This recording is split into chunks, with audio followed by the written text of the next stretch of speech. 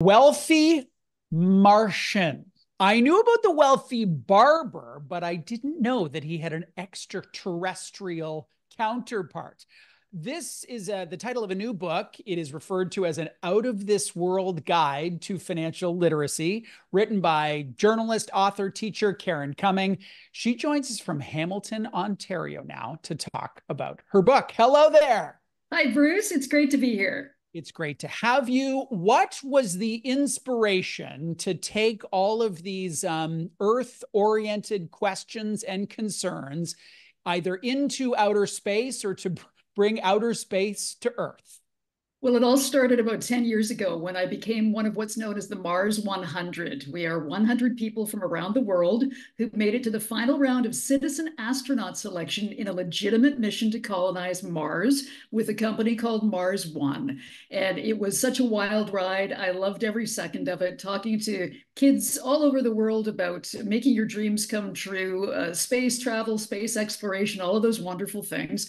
I honestly believed that I was going to Mars. I was going to be chosen as one of the finalists. I would go into 10 years of training, and I was ready to live on Mars and leave it all behind.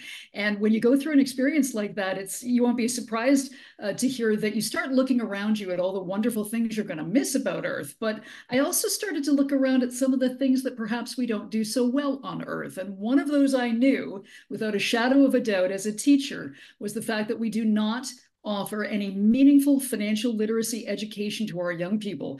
And I felt so strongly about it that I knew I had to write about it, and I knew I had to talk to anyone I could about it.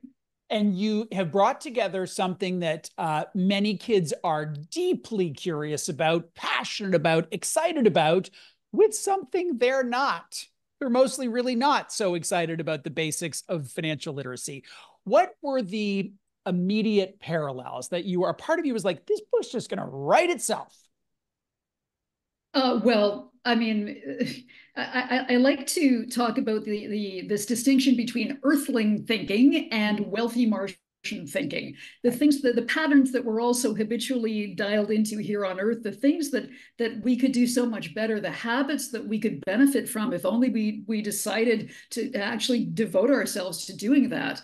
I mean, simple things that you talk about all the time, as simple as having an emergency fund. I mean, Bruce, I won't tell you how old I am, but I just started an emergency fund last month. And Wow. I'm telling you, it has made all the difference to me on a day-to-day basis. I've also started cash stuffing, which I know you've also Yeah. talked about on Yeah. your show, just within the last couple of months. And I can't express to you the depth of wow that it has made to be in my own life. So these very simple things, other concepts like living beneath our means, Yeah. paying ourselves first, which David Chilton talked about in The Wealthy Yeah. Barber back in 1989, building your budget. I wrote down my budget on chart paper and I taped it to a wall so that I can see it every single day. Writing down your goals, getting off the debt go round, buying insurance when you're young, writing a will, all these things that are so important that school does not teach anyone. They didn't teach me 60 some odd years ago, and Yeah. they're not teaching it now. Not much has changed. So you gave some examples of the kinds of content that the book covers. How do you weave in the Martian analogy? Well, I like to think of it as the spoonful of sugar that helps the medicine go down. Yes. This idea that if only we could master these simple concepts and develop these amazingly easy habits in our lives, we have the potential to blast off to a totally different world, a brave new world of feeling secure in our finances, which is something that I think, many millions of people right now on planet Earth are not feeling secure in their finances. We're going through some very challenging times right now. And, some of these easy things we could all be doing, waste not, want not. My mother used to say, when I was a little kid, she grew up during the Depression. These are things that we need to bring into the public consciousness to help ourselves navigate these crazy times that we're living in. And if weaving the story of me going to Mars and imagining my life on another planet where perhaps they do things better than we do here on Earth is something that could captivate people's imaginations and inspire them to want to pay attention, then that was the impetus behind the book. I did not know that there was an effort to send a crew to Mars. I didn't know that there was a 10-year training glide path to that. When you think back to where that seed was planted for you around space, what was it? What lit that fire for you? Oh, I write about it extensively in the book. The introduction to the book, I had so much fun writing about it because I'm a child of the 1960s. I won't put you on the spot. I suspect perhaps we're around the Slightly same younger. I know the demographic, slightly 70s younger. well. The 70s are my decade. Okay, Yes. fair enough, fair enough. So as a child of the 60s, oh my gosh, I was captivated by all of these amazing television shows that were part of the zeitgeist, the pop culture, Lost in Space, Star Trek, My Favorite Martian, all these amazing television shows that totally, I mean, I remember being a little kid on lying on my stomach on that awful carpet that everyone used to have in their living room in the Oh, yeah, shag carpet 1960s. that you had to rake. You had to No, rake it at least that's once the a week. 70s. 60s was this horrible nylon, I don't know what it was, that you scratched you every time you did anything on it. So I'd be lying on my elbows with my face propped up on my hands, watching the RCA console TV and watching these characters and feeling like I was them. I was Judy Jetson playing with my space dog Astro. I was Penny Robinson on Lost in Space wearing white go-go boots. I was Lieutenant Uhuru on Star Trek. I was these people. And later in my life, as I went into journalism and I became a reporter, I was working as a radio reporter at Chaume FM in Montreal in my early 20s when, guess what? In 1986, the Space Shuttle Challenger blew up in the sky. And suddenly I was yanked from the story I was working on and told to go into the streets and get reaction to, one of the great stories in modern history. That left its imprint on my DNA. And I just felt such a connection to this whole notion of space travel, this pioneering attitude towards wanting to explore space. And certainly a large part of that is timeless. It transcends generation. And the flip side to that is there are parts of being alive today for our young people in financial literacy in particular that are quite different and quite specific to them. Inflation and housing affordability and the complexity of financial products and all those sorts of things.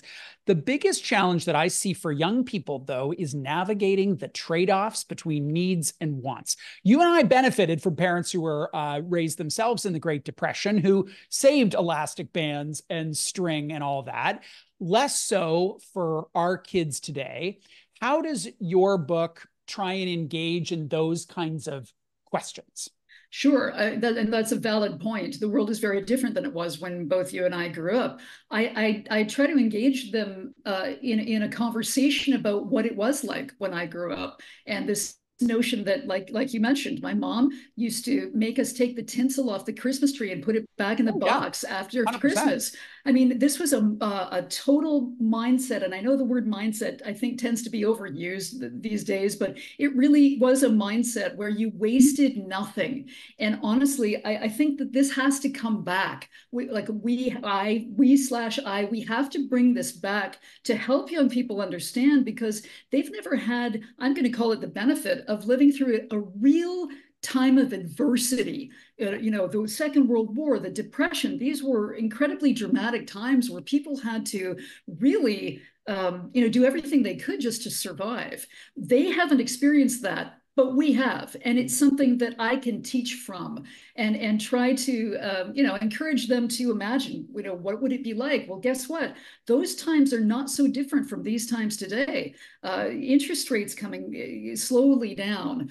Inflation, the price of a house. I mean, my gosh, the world has changed in so many ways, but some of these classic methods of navigating adversity still work, and they're timeless, as you said, and all we have to do is go back to them. Your book is divided into a couple of parts: mastering the basics. You went through some of the ideas there. Part two is around mastering your mind, and you have a chapter called "Flip Your Thinking." What do you mean by that? Flip. I mean, you know, Bruce, you can edit this, right? Yeah, Do you mind if I just really quickly take a look at that chapter? totally fine. It'll just be a Aaron will make a second. little time code Yep. note. Yep. Got it. Hold on.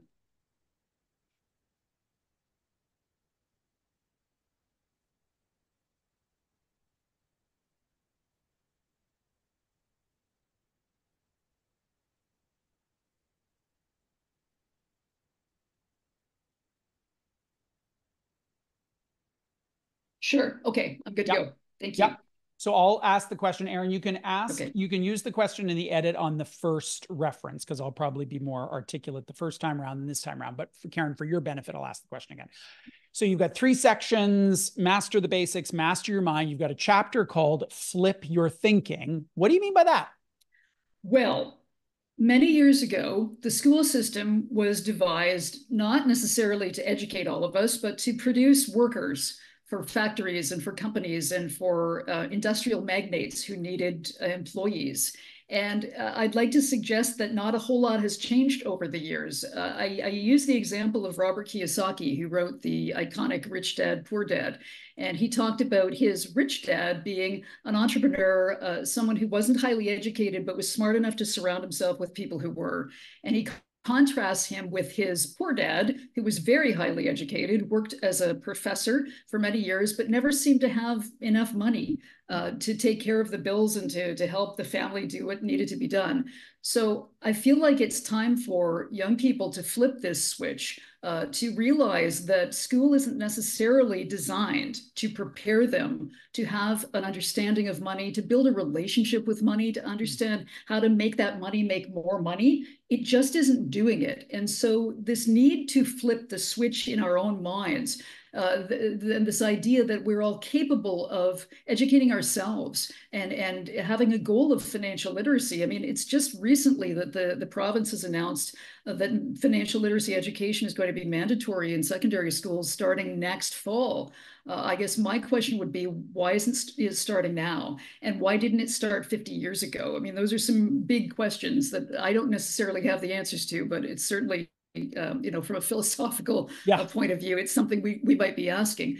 But I think it's completely within our capabilities to flip this switch, to realize that school isn't necessarily there to teach us these things. So guess what? We need to be proactive, and we need to start teaching them to ourselves and to our children. And so we can listen to The Barber. We can listen to The Martian as well. Karen, thank you for joining us today.